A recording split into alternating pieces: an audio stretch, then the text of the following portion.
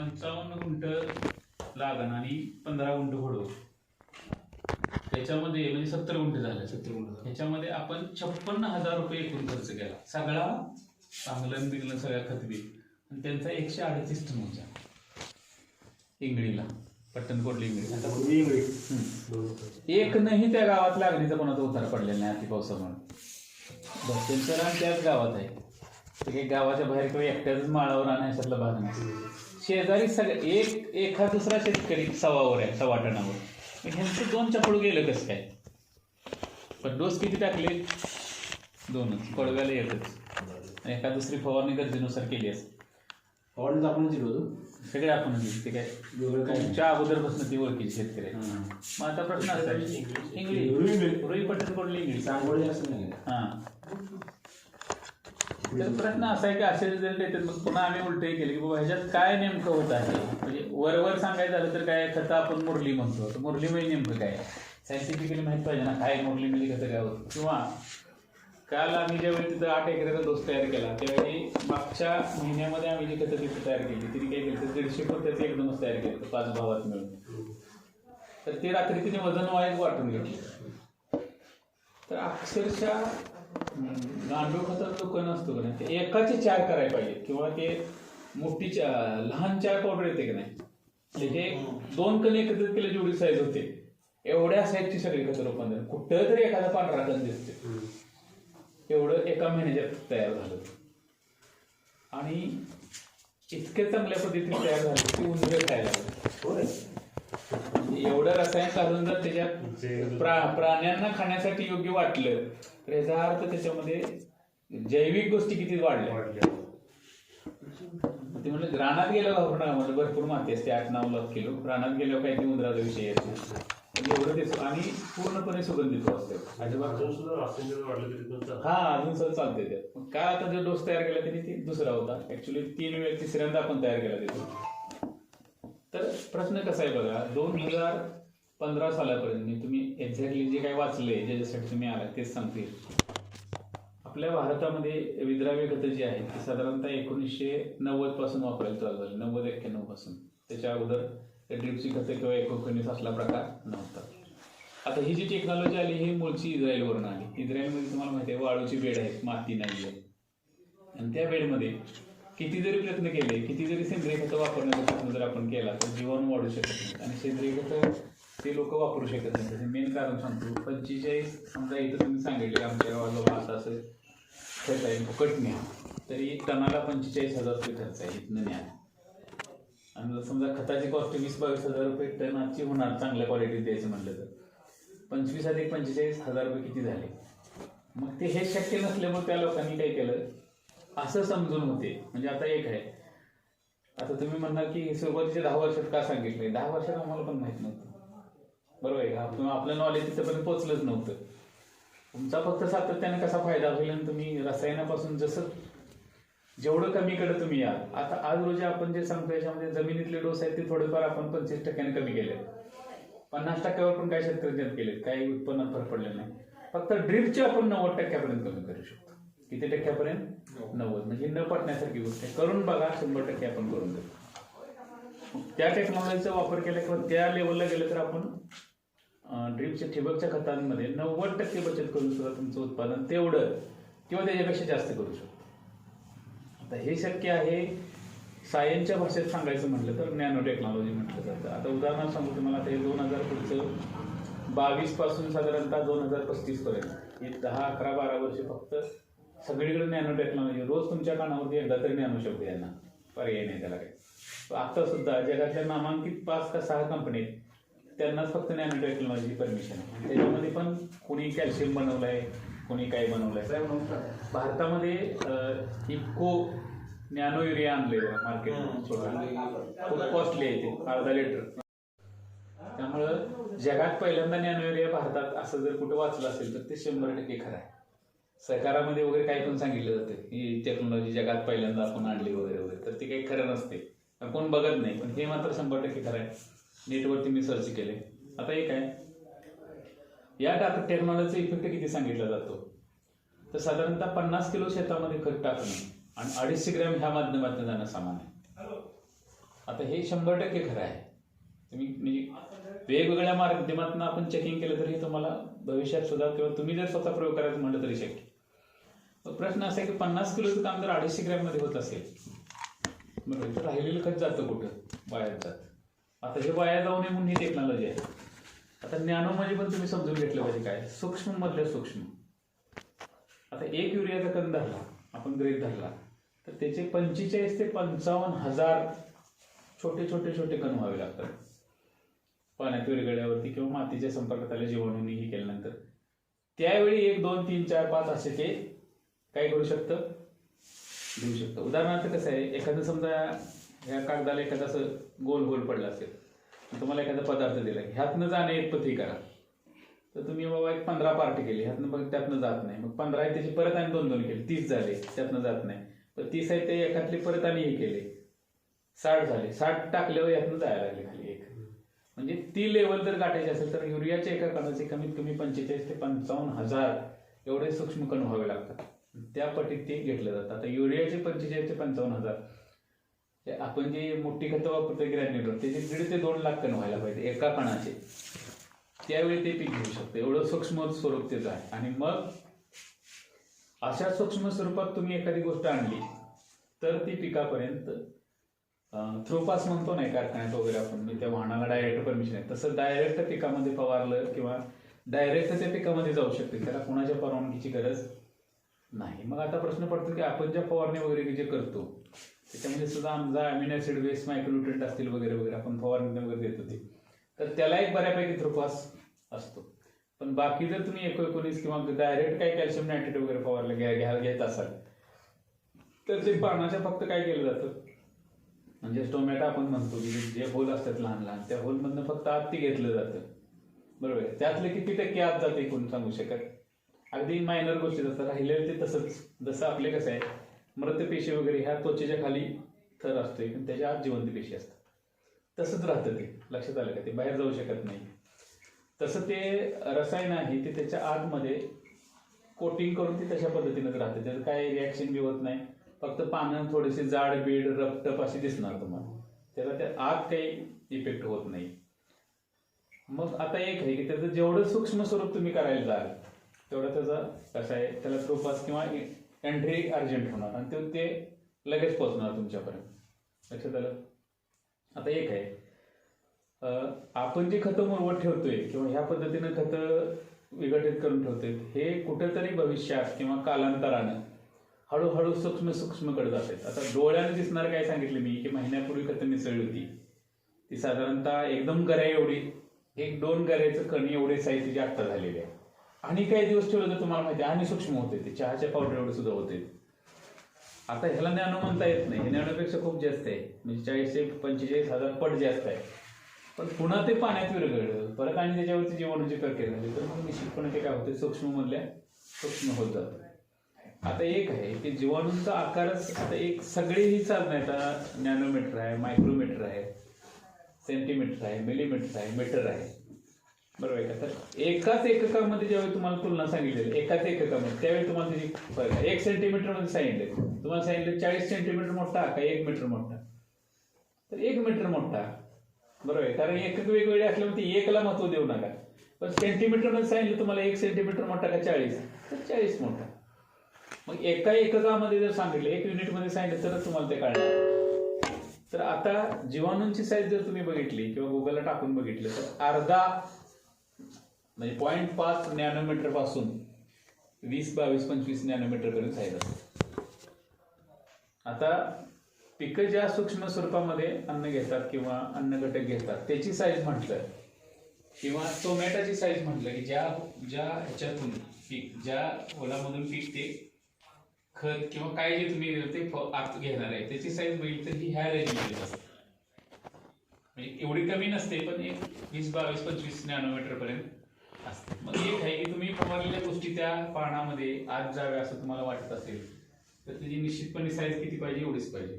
त्याच्यापेक्षा मोठी साईज असेल तर ती पानावरती पृष्ठभागावरती राहणार आत जाणार नाही. आता एक आहे ह्याच्यात पण एक गोंधळ आहे तुम्ही कितीही मोठ्या साईजचं म्हणजे साधे रेग्युलर विद्राव्य खतं जरी घेतली ती पाण्यात विरघळली तर त्याचा साईज पुन्हा नॅनोच होतो कळलं का? पण त्याची काय होते, गर्दी होते थोडक्यात. म्हणजे कसं आहे, एका लिटरमध्ये 1 ग्रॅम एखादी गोष्टी विरघळली तर अगदी, म्हणजे त्याचा कलर समजा निळा असला तर अगदी सौम्य निळा कलर दिसणार तुम्हाला. 1च्या ऐवजी 5 ग्रॅम घातलं, कलर काय होत जाणार, म्हणजे काय होणार, ते H2O जे आहे, 2 हायड्रोजन आणि 1 ऑक्सिजन, त्याच्या मध्ये मध्ये मध्ये हे सगळ्या गोष्टी जाणार. कारण ते 2 हायड्रोजन आहे, त्याच्यामध्ये फोडून ते जाऊ शकत नाही. कारण ते 2 हायड्रोजन मधली नुसती एनर्जी बाजूला काढली तर ते अणू एवढी एनर्जी आहे, मग त्याच्यात आत ते जात नाही.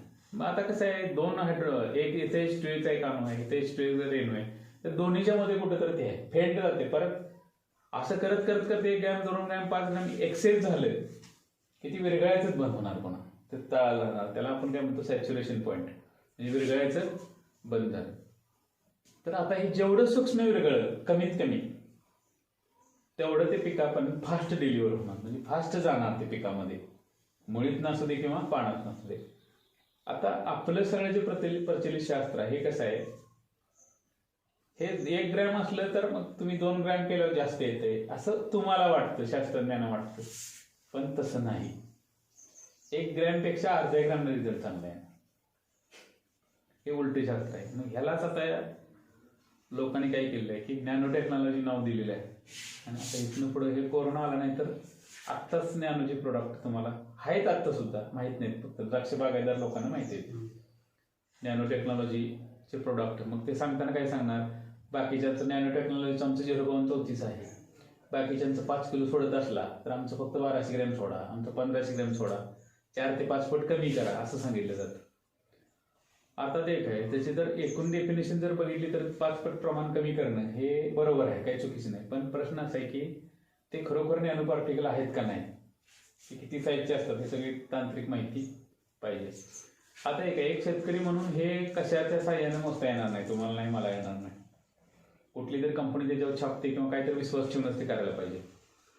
एक मात्र एवढी गोष्ट महत्वाची आहे, किंवा एक आपल्या दृष्टीने आपल्याला करता येण्यासारखी एक गोष्ट अशी आहे की अर्धा नॅनोमीटर पासून 20-25 नॅनोमीटर पर्यंत साईज जी जीवाणूंची असेल वेगवेगळ्या, बरोबर आहे का, तर त्या जीवाणूंनी एखादी गोष्ट खाण्यामध्ये जीवाणूंच्या आली, विघटन करतो म्हणतो ना आपण ते, तर त्याच्यामधनं निर्माण होणारी त्यांची विष्ठा ही निश्चितपणे त्याच्यापेक्षा काय असणार आहे, लहान साईज असणार, बरोबर आहे. म्हणजे जीवाणूंच्या मार्फत एखादी गोष्ट जर पिकापर्यंत गेली किंवा जमिनीत रूपांतर झाली तर ते डोळे झाकून तुम्ही सांगू शकता नॅनो आहे, कारण त्याची साईजच एवढी आहे म्हटल्यानंतर ते नॅनोच असणार आहे. मग एखाद्या कंपनीने सांगितले की आमचे नॅनो पार्टिकल्स आहेत, तर त्यांनी प्रयोगशाळेत केले, ते आहेत का नाही कोणच सांगू शकणार नाही. पण पाण्यात विरघळल्यावर डोळ्यानं पण दिसणार नाही ते ऍक्च्युअली नॅनो आहेत का आणि कसले आहेत. किंवा साध्या गोष्टी कमी प्रमाणात विरघळल्या तर मेन फॉर्म्युल्यानुसार ते नॅनोमध्येच रूपांतरित होणार. मग एक आहे की केवळ नॅनो या नावाखाली मग अर्ध्या लिटरला 500-600 रुपये देणार का, खरेदी करणार का तुम्ही, इफेक्ट त्याचा होणार का, तर 100% होणार. पण मग एवढा पैसा खर्च करायचा का, तर एक आहे भारतीय नॉलेजचा जर किंवा इथल्या आपल्या शेतीचा विचार केला तर हे पूर्ण माहिती असेल तर एवढा खर्च करण्याची गरज पण नाही. सरळ साधं सोपं एक शेतकरी म्हणून, एवढ्या खोलात न जाता एक शेतकरी म्हणून आपल्याला एवढं माहित पाहिजे की असे नॅनो पार्टिकल्स कुठं तयार होतात किंवा अशा सूक्ष्म गोष्टी कुठं तयार होतात. तर तुम्ही ऑलरेडी आतापर्यंत जे वापरत येत आहे की सेंद्रिय खतं, रासायनिक खतं मिसळली, त्याच्यावर आपण परत जीवाणू, परत ते वगैरे वगैरे वेगळ्या वेगळ्या काही गोष्टी नवीन नवीन आणल्या, याच्यामध्ये एकच आहे की त्याचं रसायनाचं सूक्ष्म रूप कसं होत जाईल. भले ते नॅनोपेक्षा 20-30 पट मोठं आहे, 40 पट मोठं आहे, पण थेट रासायनिक खत टाकण्यापेक्षा निश्चित चांगलं आहे. आणि एक आहे की थेट रासायनिक खत टाकलं तर तुम्हाला 2-2.5 महिने चांगला इफेक्ट दिसतो, पण आपण ह्या पद्धतीने खतं जर टाकत गेलं तर 6-7 महिने, आता तुमचे अनुभवच आहेत, बुडलेले ऊस सुद्धा 1.5 टनानं काही काही ठिकाणी गेलेले आहेत, चांगले बुडून पूर्ण 3-3 दिवस पाण्याखाली वाड्या सहित असणारे ऊस सैनिक टाकलेला 60-62 टनाने गेले. म्हणजे ते सातत्यानं त्या पद्धतीने खतं वापरत गेल्यामुळं ते. आता एक आहे की आपणाला मूळ भीती वाटते की रासायनिक खताचा डोस कमी केला की उत्पादन कमी येईल, बरं, म्हणून आम्ही फारसा काही सुरुवातीला कमी करायला कोणाला लावलेलं नाही, थोडा थोडा कमी करत आणलाय. पण आता तुम्ही वर्षाला जरी 1-2 पोतं कमी करत आणलं तरी सुद्धा तुमचं उत्पादन घटणार नाही. कारण कसं आहे, जेवढं तुम्ही रासायनिक प्रमाण त्यातलं कमी कराल तेवढं जैविक गोष्टी खतामध्ये असणाऱ्या किंवा खताच्या सहाय्याने तयार होणाऱ्या किंवा तुमच्या मातीत असणाऱ्या, जमिनीत असणाऱ्या, त्यांना जास्त वाव मिळणार आहे. तुम्ही जास्त रसायन इंड्यूस केलं, म्हणजे जास्त रसायन त्याच्यावरती मारण्याचा प्रयत्न केला तर जे जैविक जमिनीतल्या गोष्टी आहेत त्या कमी कमी होत जाणार किंवा त्यांना परफॉर्मन्स करायला काय होणार, कमी ही मिळणार. लक्षात आलं? थोडक्यात एक सांगतो की मेन गोष्टी आहेत, जसं आता मेन पगार आहे त्याच्यावर भत्ता आहे, पण 4-5 वर्षांनी ते पगार आणि भत्ता ऍड करून ते बेसिक पगार पुढे करायला लागतो. तर ते तुम्ही भत्त्याचं गणित तसंच ठेवलं तर एक दिवस असा येईल की भत्ता जास्त होईल, त्यात नाही गाठला तर पगार कमी होईल. तर आता एक तशीच परिस्थिती आहे की भत्ता जास्त आहे आणि पगार कमी आहे, म्हणजे सेंद्रिय खतं जास्त लागतात आणि रासायनिक खतं कमी लागतात. ह्याच्या उलट आहे. आता काही गावामध्ये सरासरी 30 पोती रासायनिक खताचा वापर चालू आहे आता, नावं घेत नाही म्हणता. आणि उत्पादन त्या गावातलं हायेस्ट उत्पादन आहे 72 टन फक्त. रासायनिक खताचा वापर एकरी किती, 30 पोती पहिल्यापासून शेवटपर्यंत. हाच वापर 15 वर्षापूर्वी 15 पोत्यावर होता, 15 ते 20 वर्षापूर्वी. आणि त्यावेळी 80-82 पासून 110-112 पर्यंत उत्पादन होतं. बरोबर आहे. मग जमिनीतलं सेंद्रिय कर्ब कमी झाल्यामुळे, जीवाणूंची संख्या कमी झाल्यामुळं, जैविक ज्या क्रिया होतात त्या कमी झाल्यामुळे उत्पादन घटलं. याला उत्पादन वाढण्यासाठी एकमेव कारण किंवा एकमेव उपाय असा होता की जमिनीतला सेंद्रिय कर्ब वाढवणे, जमिनीला सेंद्रिय खताचा जास्तीत जास्त वापर करणे हे गरजेचं होतं. हे म्हणजे मूळची दिशा होती. बदललेल्या लोकांनी काय केलं, रासायनिक खताचे डोसेस वाढवले. रासायनिक खताचे डोसेस वाढवले तर मग जसं सांगितलं तसं सूक्ष्म गोष्टीमध्ये ताकद जास्त असते. बरोबर आहे. एक आता समजा हे आहे, ही पट्टी आहे. आता ह्या पट्टीची हे जाडी कमी आहे अगदी, बरोबर आहे का. ही एवढ्या प्रेशरने केली तर भरपूर टोचते. पण आता जेव्हा आपण एखादी अशी वस्तू घेतली, हा, हे इतकं दाबलं, एवढं ही पट्टी दाबू शकत नाही. ह्याच्यापेक्षा पण सुई कमी दाबली तरी घुसणार आहे. जेवढी सूक्ष्म गोष्ट तेवढं त्याला काय होतं, स्पीड जास्त असतं, त्याची ऍक्शन फास्ट असते. आपण शेतीमध्ये उलट करायला लागलोय, आपण डोसेस वाढवायला लागलोय. वाढवून तुमचं उत्पादन वाढणार नाही. डोस काय करून वाढणार आहे, कमी करून. डोस कमी होत असताना रासायनिकचे सेंद्रियचे डोस काय होतात, ऑटोमॅटिक वाढतात. म्हणजे कसं, समजा पूर्वी आपण काय करत होतो, 10 पोती पेंट घेतली, समजा पेंट किंवा कॉम्बिनेशन पेंट, सेंद्रिय असेल, करंजी असेल, मासळी असेल, तर समजा त्याला एक 10 पोती रसायन मिसळत होतं. उद्या तुम्ही हे 10 पोती ठेवून ते 2 कमी केलं, 8 केले, तर म्हणजे ऑटोमॅटिकच काय झालं, रसायनाच्या तुलनेमध्ये सेंद्रिय खताचं प्रमाण काय झालं, वाढलं. खर्च नाही वाढला.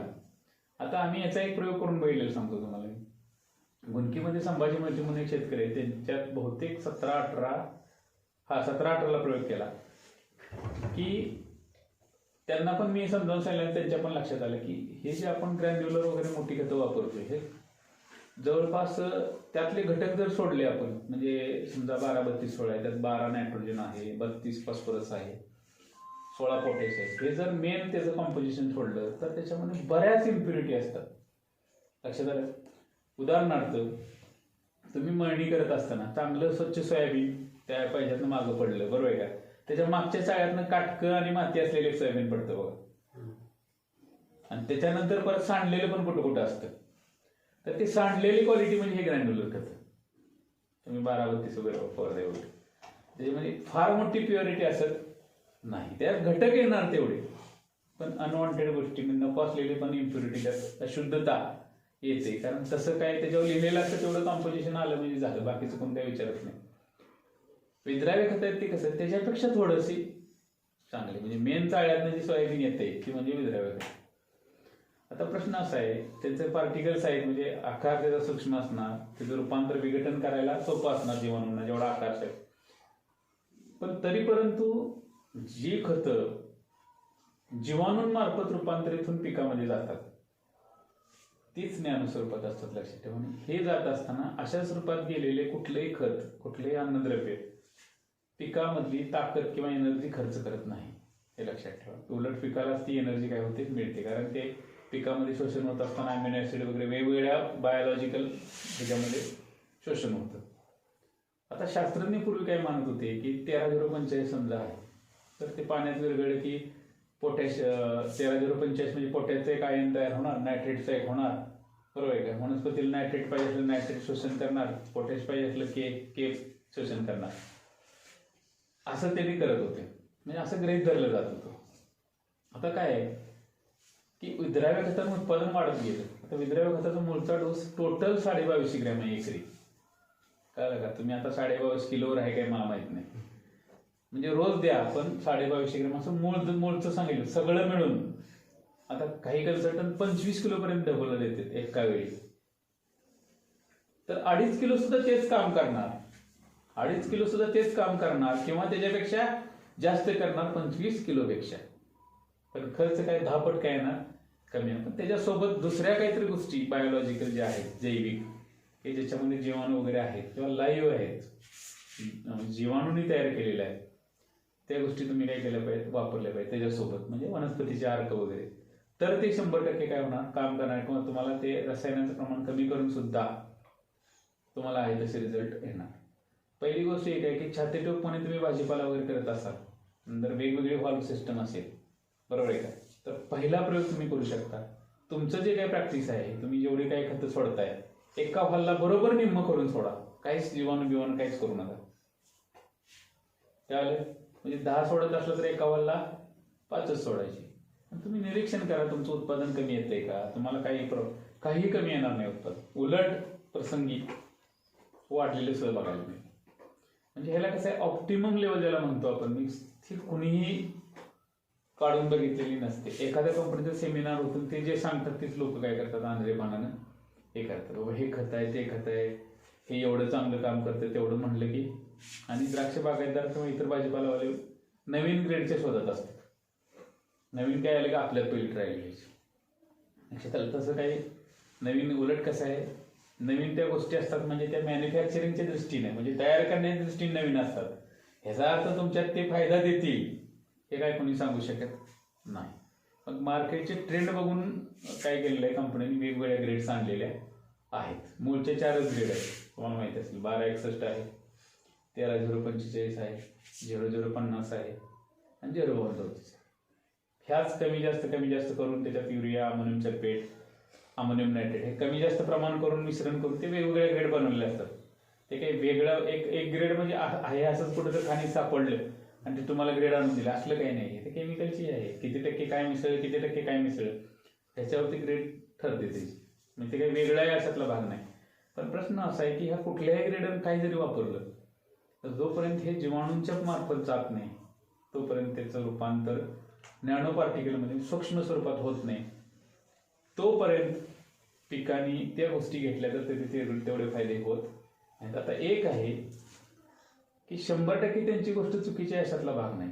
म्हणजे पिकं हे आयन फॉर्ममध्ये खते केल्यानंतर पिकं शोषण करत नाहीत असं नाही, पिकं शोषण करतात. तिथे जीवाणूंची मध्यस्थीचा काही संबंध नाही, जीवाणूंनी विघटन करायचा पण काही संबंध नाही. पण असे घटक ज्यावेळी पिकामध्ये शोषले जातात त्यावेळी त्याचं रूपांतर परत जैविक ह्याच्यामध्ये किंवा बायोलॉजिकल ह्याच्यामध्ये होण्यासाठी पिकामध्ये जे शिल्लक अन्न साठा किंवा पिकाची जी आजची ताकद आहे ती ताकद खर्च करून त्याचं रूपांतर जैविकमध्ये वनस्पतीत गेल्यानंतर होतं. लक्षात आलं?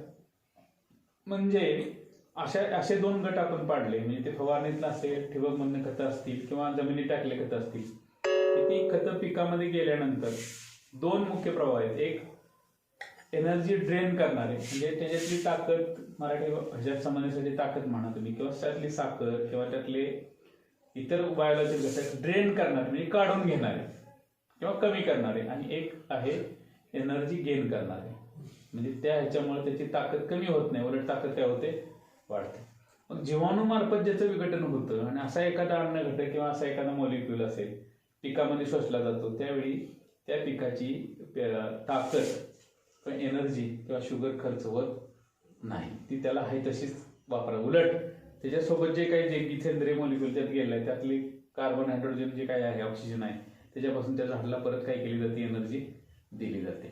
तुमची सगळी कीटकनाशकं, सगळी बुरशीनाशकं, सगळी विद्राव्य खतं ही एनर्जी ड्रेन करतात. काय करतात, एनर्जी काढून घेतात. साधं उदाहरण सांगतो, ज्यावेळी 2020ला उन्हाळ्याच्या दरम्यान कडक लॉकडाऊन लागला, जिल्हा बंदी झाली, बरोबर आहे काय, टोटली फिरती बंद झाली, टोटल मार्केट बंद झालं, त्यावेळी ग्रीन हाऊसमध्ये किंवा ओपनला ज्या लोकांचे भाजीपाला वगैरे होते त्यांनी 15 दिवस कुठलेही औषध, कुठलेही खत, पाणी सोडून काही दिलं नव्हतं, बरोबर आहे. 15 दिवसात एकही स्प्रे घेतला नव्हता. पण पुन्हा थोडंसं जिल्हाबंदी उठण्याच्या मार्गावर आली, थोडंसं मार्केटला सवलत मिळाली, ते लोकांनी थोडी थोडी विद्राव्य खतं द्यायला चालू केली, थोड्या 1-2 फवारण्या करायला चालू केल्या, प्लॉट गेले. लक्षात आलं का? तो मग 15-20 दिवसाचा कालावधी त्यात काहीच केलं नाही. म्हणजे कसं आहे, कुठेतरी ही खतच रोगाला 100% जबाबदार आहे. पण ती जर अगदी अल्प प्रमाणात वापरली तर मात्र ती 100% वरदान आहे, तोटा नाही. म्हणजे कसं आहे, ही खतं पिकामधली एनर्जी ड्रेन करणार नाहीत, काढून घेणार नाहीत. म्हणजे थोडक्यात पिकाला एनर्जी देतील पण काढून घेणार नाहीत. अशा स्वरूपात जर दिली गेली तर ती तुमच्या पिकामध्ये कुठलाही रोग किंवा पिकाची ताकद काय करू शकत नाहीत, कमी करू शकत नाही. मग त्या योगे जर तुम्हाला जायचं असेल तर आपण सांगतो त्या गोष्टीला पर्याय नाही. सेंद्रिय खतं रासायनिक खतात मुरवून ठेवणे, वरवरचं सायन्स जरी माहिती असलं तर बाद झाले. काय होतं हे डोळ्यात दिसते, काय पिकात फरक पडतो किंवा वजनात कळतंय. शास्त्र नाही समजून घ्यायचं किंवा कसं आहे, मी जे सांगतोय असं काही तुम्हाला सांगता आलं पाहिजे असं काही बातम्या विषय नाही. समजलं तरी बास आहे, कारण तुम्हाला काही कुठे सांगायचं नाही. तर त्या दृष्टीने गेलं तर कुठलंही खत हे सेंद्रिय खताच्या स्वरूपामध्ये किंवा सेंद्रिय खत पदार्थाच्या सानिध्यात रासायनिक खताचं विघटन करून पिकाला गेलं पाहिजे. आता आपण काय करतो, असाच बेसल डोस तयार करतोय, जमिनीत टाकतोय, बरोबर आहे का? म्हणजे कुठेतरी ती क्रियेला सुरुवात करतोय. आता इस्रायलमध्ये जैवतंत्र बायोकेमिकल्स, म्हणजे तो ऍक्च्युली बायोकेमिकल्स इंग्लिश झालं, जैव रसायन हा हिंदी शब्द झाला, बरोबर आहे का? तेवढ्यात तुम्हाला अर्थ करू शकतो, मराठीत तर सांगायला पाहिजे असं काही नाही. थोडक्यात कसं, जीवाणूंच्या मदतीने केलेलं रसायन, बरोबर आहे. उदाहरणार्थ आता दह्यामध्ये, दुधामध्ये लॅक्टिक ऍसिड बॅक्टेरिया वगैरे असं सगळ्याच प्रकारचे बॅक्टेरिया असणार आहेत कमी जास्त. तर त्याच्यामध्ये आपण उकळतो ते दूध, त्यातले बॅक्टेरिया मारून टाकतो आणि परत मुरवण किंवा विरजण टाकतो आपण. कशाचं? Lactic acid bacteria. तर ह्या लॅक्टिक ऍसिड बॅक्टेरिया काय करतात, दुधामधलं प्रथिन जे आहे, प्रोटीन जे आहे ते खातात आणि त्यांचं मृत शरीर म्हणजे मग त्यातले पार्टिकल काय असणार? ज्ञानू असणार, बरोबर आहे. दही केलं त्यातली मलाई म्हणजे लोणी काढता येतं, बरोबर आहे. त्याचं परत लिक्विड केलं तूप होतं, ते 4 चमचे निघणार एका लिटरमधून, ते ज्ञानू स्वरूपात आलं, लक्षात. आता एक आहे, एका जीवाणूची मदत घेतल्याशिवाय ही क्रिया होत नाही. आता इंडस्ट्रीमध्ये सुद्धा जीवाणूची मदत न घेता काहीतरी करून बायपास करून पनीर ऍसिटिक ऍसिड टाकून वगैरे करतात, पण ते पूर्णपणे शास्त्राच्या उलट आहे. तिथे जीवाणूची मदत घेतली जात नाही. तुम्हाला मी एखादी प्रयोग सांगितला की ताक एवढं कार्यक्षम आहे, तुम्ही संघात आणून ताक वापरायला काही उपयोग होणार नाही. तोटा झाला तर तुमचं तुम्ही जबाबदार आहे त्याला. कारण का, तिथं त्या मार्गे ते ताक तयार केलेलं नसतं, ते तुम्ही स्वतःच करायला पाहिजे तयार. मग आता त्यांच्या ज्यावेळी असं लक्षात आलं की जमिनीमध्ये आपण सेंद्रिय खतं वापरू शकत नाही, सेंद्रिय खतं वापरायला परवडत नाही, वाळूमध्ये जास्त काळ पाणी धरून ठेवलं जात नाही, म्हणून त्यांनी ही विद्राव्य खतं एक्वॅपोनिक्स वगैरे असले प्रकार आणले आणि सूक्ष्म स्वरूपात द्यायला चालू केले. आता दिवसामध्ये 24 फ्लश आहेत त्यांचे. म्हणजे काय सांगतो, दिवसामध्ये 1 किलो खत द्यायचं असेल तर ते 24 वेळा विभागून देतात. आता 2015 सालापर्यंत सांगतोय, आता 24-48 झाला असेल, मला पण माहिती नाही. म्हणजे त्यांनी काय केलं की हे सूक्ष्म स्वरूपात दिलं, म्हणजे 2-2.5 किलो 24 वेळा विभागून देतात, बरोबर आहे का? त्यांच्या लक्षात आलं की जेवढी सूक्ष्म विभागणी करू आपण तेवढी कार्यक्षमता काय होत्या, वाढत्या. आपलं उलट झालं, आपण खतांचं प्रमाण वाढवत गेलो. ते तसं केलं नाही, खत देण्याचं टायमिंग वाढवत गेले, म्हणजे स्प्लिट केलं, खता म्हणजे विभागणी केली. 2.5 किलो एका वेळी देण्याऐवजी 250 ग्रॅम 250 ग्रॅम 250 ग्रॅम असं 10 वेळा दिलं. आपण 2.5 किलो देण्याऐवजी 25 किलो दिलं. म्हणजे आपला त्यांचा मार्ग पूर्णतः वेगळा आहे. तरी पण आपल्या जमिनीत साईड इफेक्ट दिसत नाही. त्याचं कारण जमिनीमध्ये असणारी जीवाणूंची संख्या आणि सेंद्रिय कर्ब आणि जमिनीची बफर क्वालिटी. म्हणजे एखादं काही गोष्टी आल्या, आक्रमण आलं, जादा ऍक्सेस झालं तर जमिनीत काही गोष्टी ते थोपवून धरतात. नसेल तर तुम्ही 1 किलो जरी जादा खत सोडलं असेल लगेच पिकं जळली असते, जळत नाही. अर्थात एक आहे, सहन करत्या जमीन, म्हणून त्याच्यावर अत्याचार करणे योग्य आहे का? 2-2.5 किलोच्या वर विद्राव्य खत एका वेळी सोडणं हा मूर्खपणा आहे. मला काय वाटत नाही कोण शेतकरी भाजीपाला 10 किलोच्या खाली असेल. सुरुवातीचे 1 महिनाभर कौतुक म्हणून ते आळव निघाल किंवा तेवढंच पाणी हे करत असेल 100-200 ग्रॅम 12 लिटर अर्धावर पुन्हा धुमधडाक्यानं. आणि एक आहे की कोणी सांगितले तुम्हाला की पीक पुढे वाढत गेल्यानंतर खताची त्याची गरज वाढते?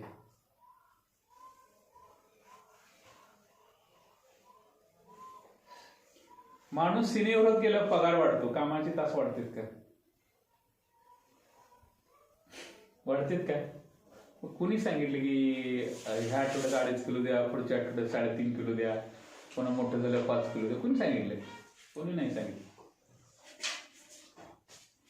म्हणजे हे मूळच्या शास्त्रापासून कुठेतरी म्हणजे लोकांनी काही स्वतःच काय तर सेल्फ डोकं चालवलं आणि हे उलट्या दिशेने आपण प्रवास. ते काय म्हणतात, आहे ते खत 24-48 आणि पुन्हा 96 मध्ये विभागणी करता येते. म्हणजे सूक्ष्मकडे ते चालले,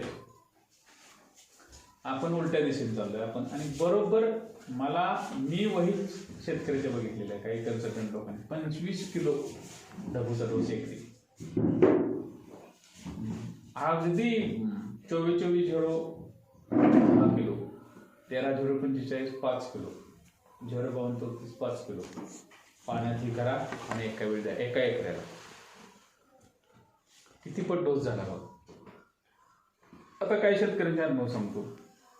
माझ्याकडे 3-4 शेतकरी आहेत ग्रीन हाऊसला. त्यांचे कन्सल्टंट जे लिहून देतात का नाही, त्याच्याबरोबर नेहमीच खतं सोडते. तर पर्सेंटेज हलवत नाही. मग त्यांनी सांगितले का नाही, 13-0-45 5 किलो बरोबर 2.5च करायचं, 52-34 तिथे 1 किलो, अर्धाच किलो करायचं. म्हणजे ते पर्सेंटेज म्हणजे रेशो हलवायचं नाही, कुठलं प्रमाण. कुठंच त्यांचं उत्पादन कमी नाही. आणि ती कन्सल्टंट आले, कसं चालू आहे हा सांगते ते, हे टँकमध्ये एवढं किलो सांगताना सांगायचं. ते मी सांगितलेलं वापरताना निम्म. आपल्या संपर्कात आल्यावर आपल्याकडे खतं वापरल्यावर आपण काही गोष्टी त्यांना साध्या दिल्यावर त्याच्यात मी 25% कमी केलं, 50% कमी केलं. ती करत होते ना. म्हणजे मूळ जो सल्लागार सांगतोय 1 किलो, तिथं आपण 250 ग्रॅम देतो, 200 ग्रॅम देतो, एवढं खाली आलं. काही उत्पादनात कुणाच्या घटायला नाही, उलट चांगलं उत्पादन निघाल्यानंतर फवारणीवरचा खर्च कमी आला. मग आता एक प्रश्न असा आहे की कुठलीही कंपनी किंवा कुठलंही हे सरकार असेल काय असेल, तुम्हाला हे नाही सांगत बसणार. तुम्हाला सांगणार नॅनोचे प्रोडक्ट चांगले आहेत, हे 10 पट कमी वापरायला लागतात, ह्यानं जमिनीचं प्रदूषण थांबतंय, बरोबर आहे का? तुमचा खर्च ते कुठल्याही पद्धतीने वळून ताणून दाखवणार, हे महाग नाही, बरोबर आहे का? कसा तरी करून तुम्हाला ते गणित घालून देणार की एकदा तुम्हाला पटलं की 15-20 वर्ष मार्केटिंग करायला ते कमी. पण तुम्ही ओळखायचं आहे की या पद्धतीने गेलं तर ते काय होईल. आता एक आहे, याच्यामध्ये असंख्य गोष्टी आपल्याला करता येऊ शकतात. आणि ही जी टेक्नॉलॉजी आहे ही जाणते अजाणतेपणे 10-15 वर्ष आपण वापरतोय. फक्त त्याचं नेमकं कारण सापडत नव्हते का असे आश्चर्यकारक रिझल्ट कुठे होतात. कारण एक आहे, आपण काही पपईच्या बागा वगैरे गेल्या पावसाळ्यात वाचवून दिल्या, 3 फवारण्या करायला सांगितल्या आणि काय केलं, अमिनो ऍसिड बेस्ड चिलायटेड मायक्रोन्यूट्रिएंट सूक्ष्म स्वरूपात दिले. आता एखादं झाड रोगग्रस्त आहे, बरोबर आहे, मग काय तर त्याला किडीचा प्रॉब्लेम आहे, मग देताना लिहून काय देणार, कीटकनाशक देणार, बुरशीनाशक देणार, आणि तुम्ही स्वतः त्यात भर काय घालता, मग एखादं 19 वगैरे द्या. अरे ते मुळातच आजारी आहे, त्याची कपॅसिटी नाही, परत त्याची एनर्जी त्या 19 परत ड्रेन केली जाणार, काढून घेतली जाणार. तिथं 5-10 ग्रॅमचा डोस असला फवारणीत एखाद्या खताचा, तर 1 ग्रॅम दिला पाहिजे.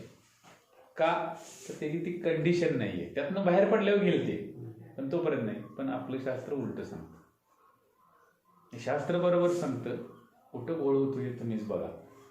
शास्त्र काही चुकत नाही, इंग्लिशमध्ये असलं काही मराठीत असलं काही, शास्त्र काही चुकत नाही, शास्त्र एकच असतं. 5 मिनिटं. तर ते सूक्ष्मकडे निघालेत आणि त्याने आता सरळ चालू केले काय की बाबा कॅल्शियमचं रूपांतर, हे जीवाणू तयार करतात का नाही कॅल्शियम, सरळ प्रयोगशाळेत हाय लेवलचे त्या जीवाणूंना प्रोटीन द्यायचं, त्या बदल्यात त्यांचं रूपांतर करून घ्यायचं, त्याचा अर्थ निघतोय, तेच बायोकेमिकल वापरायचं. ही टेक्नॉलॉजी आपल्या पूर्वजांनी 5000 वर्षापूर्वी दिली आपणाला. किती वर्षापूर्वी? 5000.